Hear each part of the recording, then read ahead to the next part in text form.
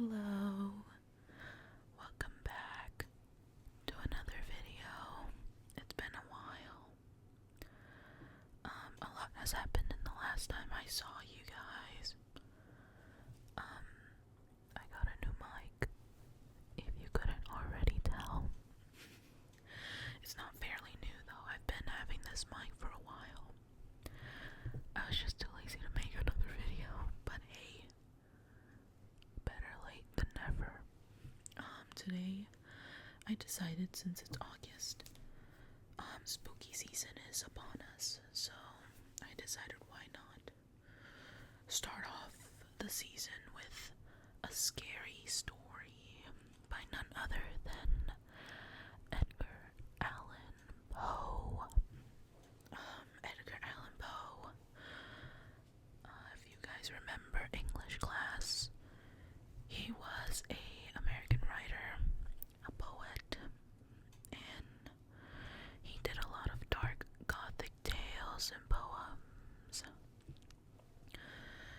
Pretty much pioneering the detective fiction and contributing to the modern horror genre. A lot of people really like his work. Some of the most common ones that we've probably heard of are The Raven, The Telltale Heart, and The Fall of the House of Usher. I distinctly remember The Raven because of English class, and we had to do an assignment on it, but that was many years ago. Anyways, I have the book, and I'm very, very excited to read it to you guys. I hope you guys enjoy it, and I hope it relaxes you. Okay. This is The Black Cat by Edgar Allan Poe. For the most wild yet most homely narrative which I am about to pen, I neither expect nor solicit belief. Mad indeed would I be to expect it in a case where my very senses reject their own evidence. Yet mad am I not, and very surely do I not dream. But tomorrow I die, and today I would unburden my soul. My immediate purpose is to place before the world, plainly, succinctly, and without comment, a series of mere household events. And their consequences, these events have terrified, have tortured, have destroyed me. Yet I will not attempt to expound them. To me, they may have presented little but horror.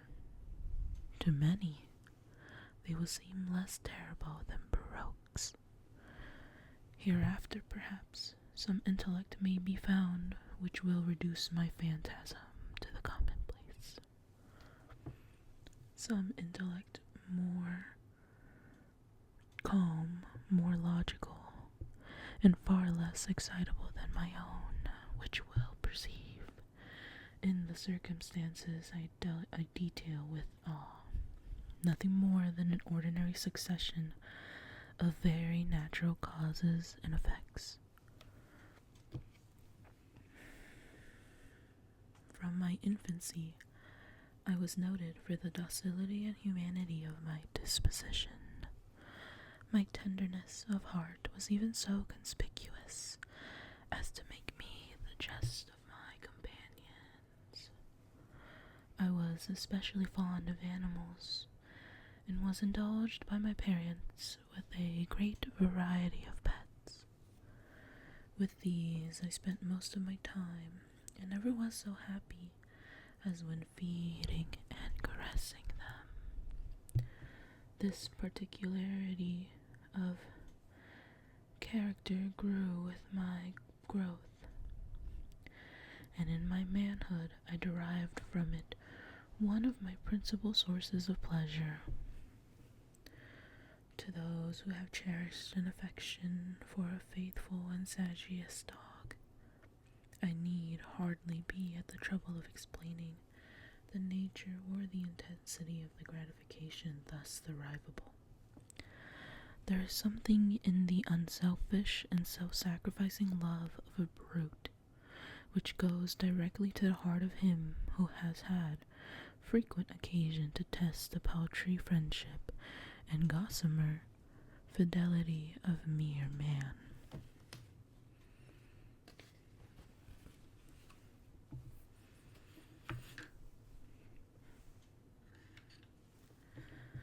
I married early and was happy to find in my wife a disposition not uncongenial with my own. Observing my partiality for domestic pets, she lost no opportunity of procuring those of the most agreeable kind. We had birds, goldfish, a fine dog, rabbits, a small monkey, and a cat. This latter was a remarkably large and beautiful animal, entirely black and sagacious to an astonishing degree. In speaking of his intelligence, my wife, who at heart was not a little tinctured with suspicion and superstition, made frequent allusion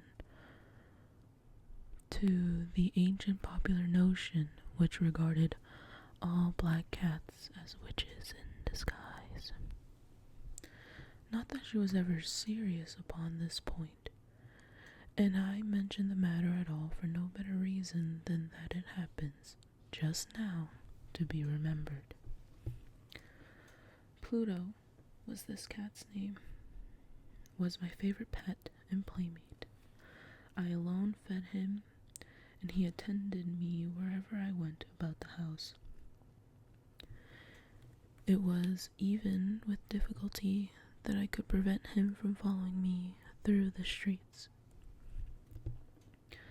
Our friendship lasted in this manner for several years, during which my general temperament and character, through the instrumentality of the fiend intemperance, had, I blush to confess it, experienced a radical alteration for the worse.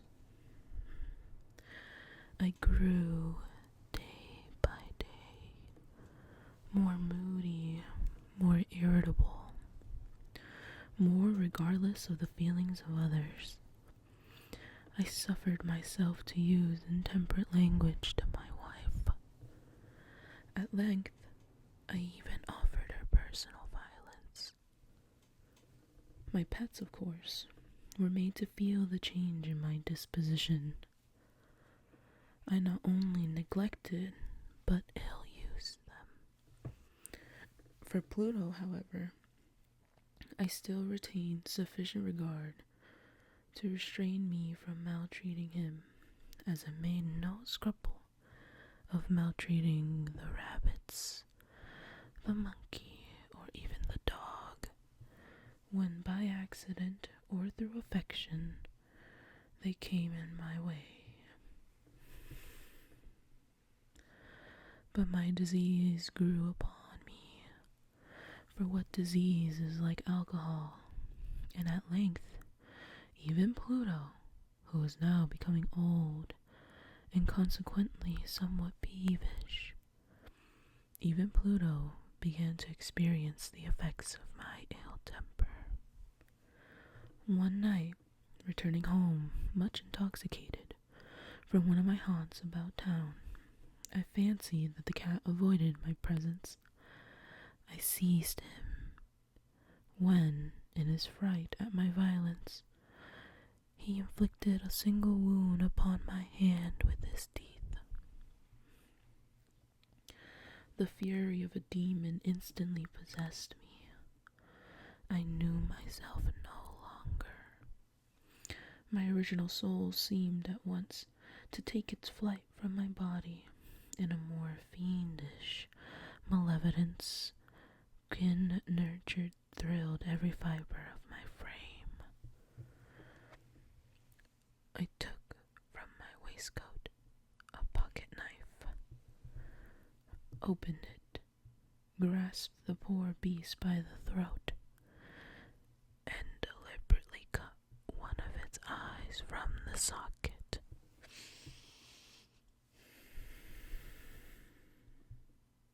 I blush, I burn, I shudder while I pen the damnable atrocity. When reason returned with the morning, when I had slept off the fumes of the night's debauch, I experienced a sentiment half of horror, half of remorse, for the crime of which I had been guilty. But it was, at best, a feeble and equivocal feeling, and the soul remained untouched. I again plunged into excess, and soon drowned in wine all memory of the deed.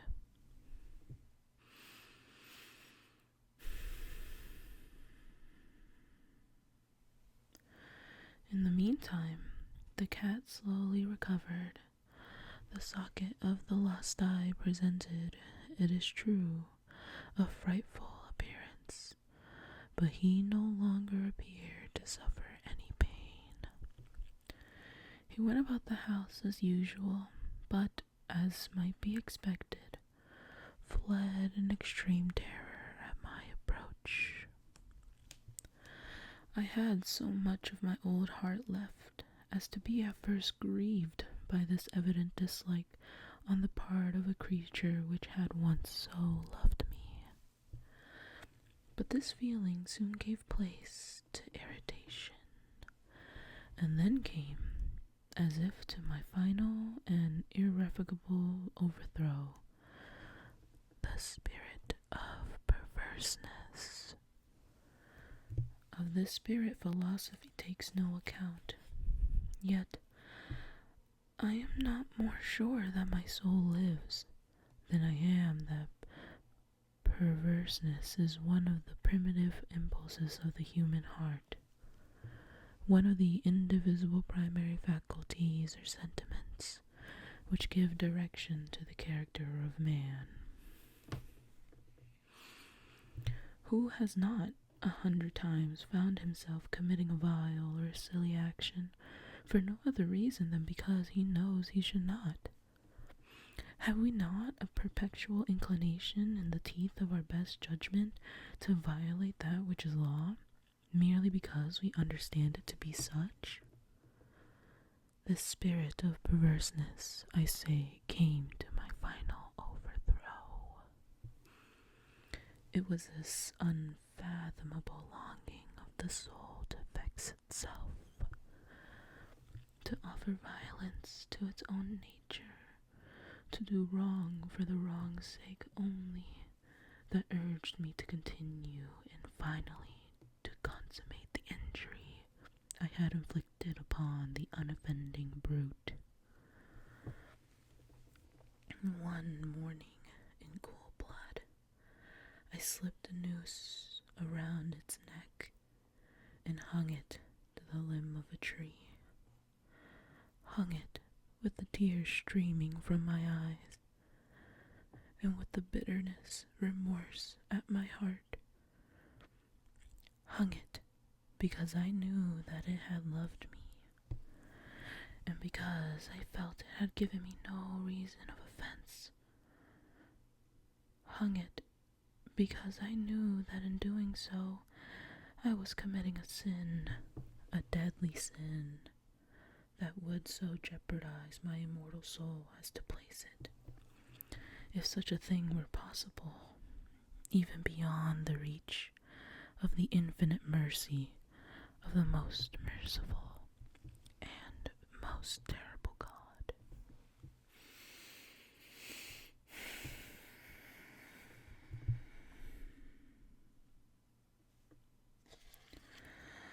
On the night of the day on which this cruel deed was done, I was aroused from sleep by the cry of fire.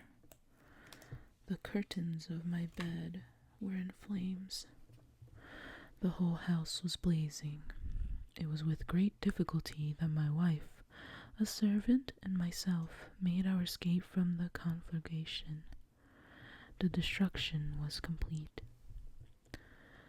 My entire worldly wealth was swallowed up, and I resigned myself thenceforward to despair. I am above the weakness of seeking to establish a sequence of cause and effect between the disaster and the atrocity, but I am detailing a chain of facts and wish not to leave even a possible link imperfect. On the day succeeding the fire, I visited the ruins. The walls, with one exception, had fallen in. This exception was found in a compartment wall, not very thick, which stood about the middle of the house, and against which had rested the head of my bed. The plastering had here, in great measure, resisted the action of the fire, a fact which I attributed to its having been recently spread. About this wall a dense crowd were collected, and many persons seemed to be examining a particular portion of it with very minute and eager attention. The words strange, singular, and other expressions excited my curiosity. I approached and saw, as if graven in bas relief upon the white surface, the figure of a gigantic cat. The impression was given with an accuracy truly marvelous. There was a rope about the animal's neck.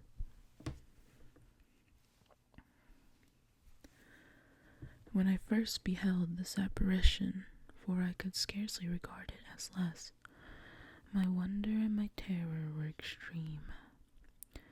But at length reflection came to my aid. The cat, I remembered, had been hung in a garden adjacent to the house. Upon the alarm of fire, this garden had been immediately filled by the crowd, by someone of whom the animal must have been cut from the tree and thrown through an open window into my chamber. This had probably been done with the view of arousing me from sleep. The falling of other walls had compressed the victim of my cruelty into the substance of the freshly spread plaster, the lime of which, with the flames and the ammonia from the carcass, had then accomplished the portraiture as I saw it. Although I thus readily accounted to my reason, if not altogether to my conscience, for the startling fact just detailed, it did not the less fail to make a deep impression upon my fancy. For months I could not rid myself of the phantasm of the cat, and during this period there came back into my spirit a half sentiment that seemed but was not remorse. I went so far as to regret the loss of the animal, and to look about me among the vile haunts which I now habitually frequented for another pet of the same species, and of somewhat similar appearance, with which to supply its place. One night, as I sat, half stupefied in a den of more than infamy, my attention was suddenly drawn to some black object repositioning upon the head of one of the immense hogsheads of gin or of rum which constituted the chief furniture of the apartment. I had been looking steadily at the top of this hogshed for some minutes, and what now caused me surprise was the fact that I had not sooner perceived the object thereupon. I approached it and touched it with my hand. It was a black cat, a very large one, fully as large as Pluto, and closely resembling him in every aspect but one. Pluto had not a white hair upon any portion of his body, but this cat had a large, although indefinite, splotch of white, covering nearly the whole region of the breast. Upon my touching him, he immediately arose, purred loudly, rubbed against my hand, and appeared delighted with my notice. This, then, was the very creature of which I was in search. I at once offered to purchase it off the landlord, but this person made no claim to it, knew nothing of it, had never seen it before. I continued my caresses, and when I prepared to go home, the animal evinced a disposition to accompany me. I permitted it to do so, occasionally stooping and patting it as I proceeded. When it reached the house, it domesticated itself at once, and became immediately a great favorite with my wife. For my own part, I soon found a dislike to it arising within me. This was just the reverse of what I had anticipated, but I know not how or why it was. Its evident fondness for myself rather disgusted and annoyed. By slow degrees, these feelings of disgust and annoyance rose into the bitterness of hatred. I avoided the creature, a certain sense of shame, and the remembrance of my former deed of cruelty, preventing me from physically abusing it.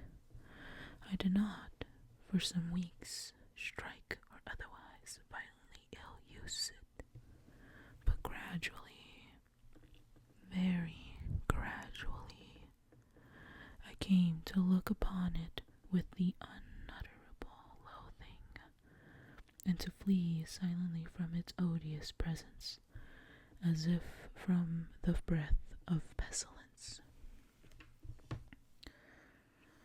What added, no doubt, to my hatred of the beast was the discovery, on the morning after I brought it home, that, like Pluto, it had also been deprived of one of its eyes. This circumstance, however, only endeared it to my wife, who, as I have already said, possessed in a high degree that humanity of feeling which had once been my distinguishing trait, and the source of many of my simplest and purest pleasures.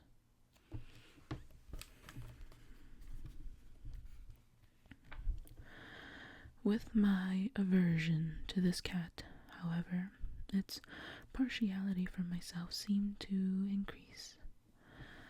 It followed my footsteps with a pertinacity which it would be difficult to make the reader comprehend.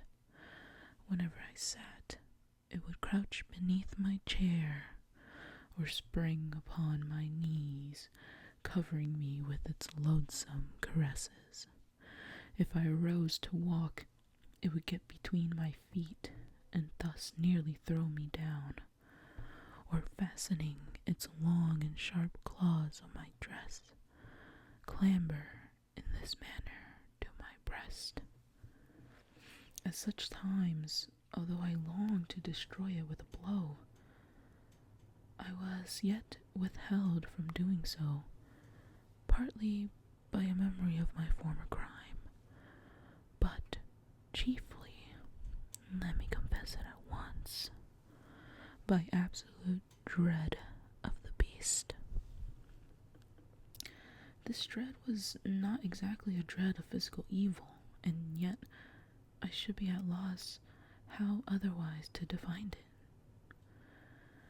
I am almost ashamed to own, yes, even in this felon's cell, I am almost ashamed to own that the terror and horror with which the animal inspired me had been heightened by one of the merest chimeras it would be possible to conceive. My wife had called my attention more than once to the character of the mark of white hair, of which I have spoken, and which constituted the sole visible difference between the strange beast and the one I had destroyed.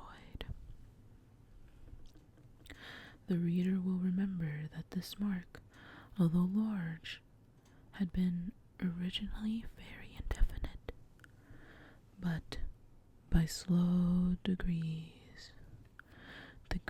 nearly imperceptible, and which for a long time my reason struggled to reject as fanciful, it had at length assumed a rigorous distinctness of outline. It was now the representation of an object that I shudder to name, and for this, above all, I loathed and dreaded, and would have rid myself of the monster had I dared. It was now, I say, the image of a hideous, of a ghastly thing of the gallows. Oh, mournful and terrible engine of horror and of crime, of agony and of death. And now was I indeed wretched beyond the wretchedness of mere humanity, a brute beast whose fellow I had contemptuously destroyed, a brute beast to work out for me a man fashioned in the image of the high God. So much of insufferable woe, alas, neither by day nor by night knew I the blessing of rest any more. During the former, the creature left me no moment alone, and in the latter, I started hourly from dreams of unutterable fear to find the hot breath of the thing upon my face, and its vast weight an incarnate nightmare that I had no power to shake off, incumbent eternally upon my heart. Beneath the pressure of torments such as these, the feeble remnant of the good within me succumbed. Evil thoughts became my sole intimates, the darkest and most evil of thoughts.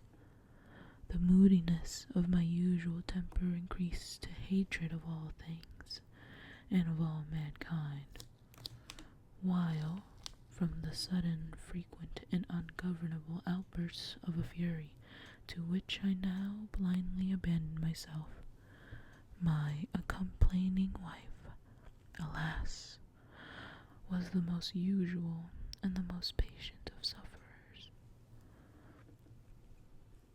One day, she accompanied me upon some household errand into the cellar of the old building which our poverty compelled us to inhabit. The cat followed me down the steep stairs, and nearly throwing me headlong, expostulated me to madness, uplifting an axe and forgetting in my wrath the childish dread which had hitherto stayed my hand. I aimed a blow at the animal which, of course, would have proved instantly fatal had it descended as I wished. But this blow was arrested by the hand of my wife, goaded by the interference into a rage more than demoniacal. I withdrew my arm from her grasp, and buried the axe in her brain. She fell dead upon the spot without a groan. This hideous murder accomplished, I set myself forthwith, and with entire deliberation, to the task of concealing the body. I knew that I could not remove it from the house, either by day or by night, without the risk of being observed by the neighbors. Many projects entered my mind. At one period, I thought of cutting the corpse into minute fragments and destroying them by fire. At another, I resolved to dig a grave for it in the floor of the cellar. Again, I deliberated about casting it in the well in the yard, about packing it in a box as if merchandise with the usual arrangements, and so getting a porter to take it from the house. Finally, I hit upon what I considered a far better expedient than either of these. I determined to wall it up in the cellar, as the monks of the Middle Ages are recorded to have walled up their victims. For a purpose such as this, the cellar was well adapted. Its walls were loosely constructed, and had been lately plastered throughout with a rough plaster, which the dampness of the atmosphere had prevented from hardening. Moreover, in one of the walls was a projection caused by a false chimney or fireplace that had been filled up and made to resemble the red of the cellar. I made no doubt that I could readily displace the bricks at this point, insert the corpse, and wall the whole up as before, so that no eye could detect anything suspicious. And in this calculation I was not deceived. By means of a crowbar I easily dislodged the bricks, and having carefully disposed of body against the inner wall, I propped it in that position, while, with little trouble, I relaid the whole structure as it originally stood, having procured mortar, sand, and hair, with every possible precaution. I prepared a plaster which could not be distinguished from the old, and with this I very carefully went over the new brickwork. When I had finished, I felt satisfied that all was right. The wall did not present the slightest appearance of being disturbed. The rubbish on the floor was picked up with the minutest care. I looked around triumphantly and said to myself, "Here, at least then, my labor has not been in vain." My next step was to look for the beast which had been the cause of so much wretchedness, for I had at length firmly resolved to put it to death. Had I been able to meet with it at the moment, there could have been no doubt of its fate, but it appeared that the crafty animal had been alarmed at the violence of my previous anger, and forbore to present itself in my present mood.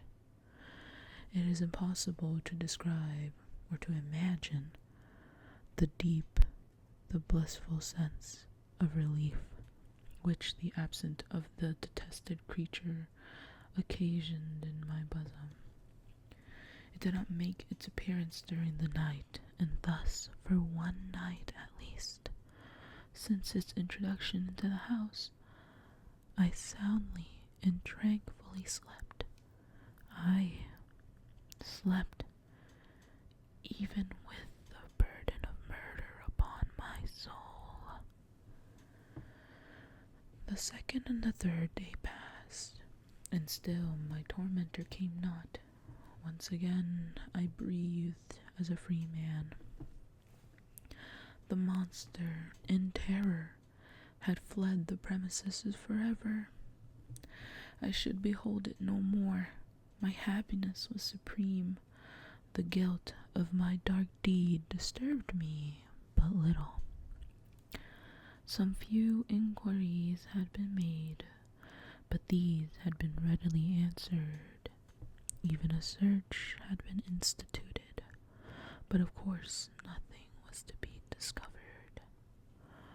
I looked upon my future felicity as secured. Upon the 4th day of the assassination, a party of the police came, very unexpectedly, into the house and proceeded again to make rigorous investigation of the premises.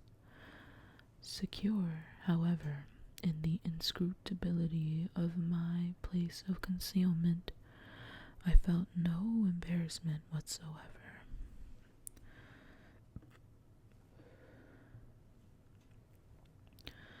The officers bade me accompany them in their search. They left no nook or corner unexplored. At length, for the 3rd or 4th time, they descended into the cellar. I quivered not in a muscle. My heart beat calmly as that of one who slumbers in innocence. I walked the cellar from end to end. I folded my arms upon my bosom and roamed easily to and fro. The police were thoroughly satisfied and prepared to depart. The glee at my heart was too strong to be retained. I burned to say if but one word, by way of triumph, and to render doubly sure their assurance of my guiltlessness. "Gentlemen," I said at last, as the party ascended the steps, "I delight to have allayed your suspicions. I wish you all health and a little more courtesy. By the by, gentlemen, this is a very well constructed house." In the rabid desire to say something easily, I scarcely knew what I uttered at all. I may say an excellently well-constructed house. These walls— are you going, gentlemen? These walls are solidly put together. And here, through the mere frenzy of bravado, I raped heavily with a cane which I held in my hand upon the very portion of the brickwork behind which stood the corpse of my wife of my bosom. But may God shield and deliver me from the fangs of the arch-fiend. No sooner had the reverberation of my blows sunk into silence than I was answered by a voice from within the tomb, by a cry, at first muffled and broken like the sobbing of a child, and then quickly swelling into one long, loud, and continuous scream, utterly anomalous and inhuman.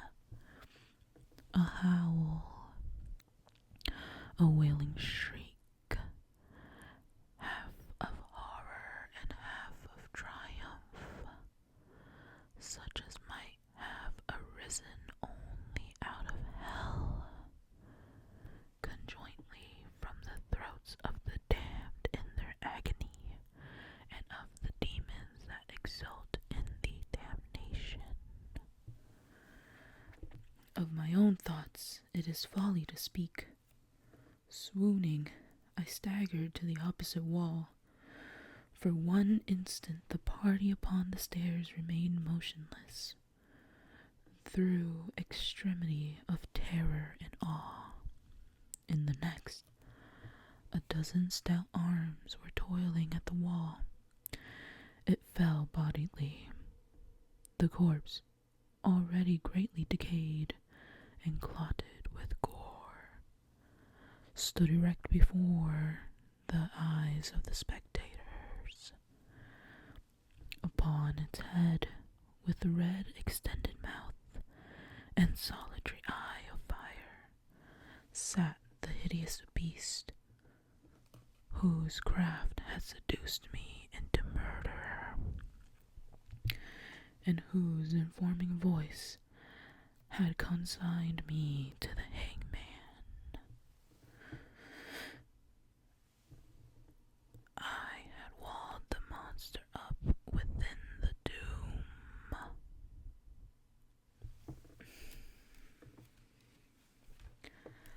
And that was Edgar Allan Poe, The Black Cat. I really like this one. I think it's like my favorite one that I go to every time. I think it's very interesting that in the person's hatred, they accidentally buried the cat along with his murdered wife. Hatred can really make you blind, they say. Anyways, I hope you guys enjoyed it. It was really my first time trying to read anything, so I hope it was bearable. I know I fumbled some words here and there, so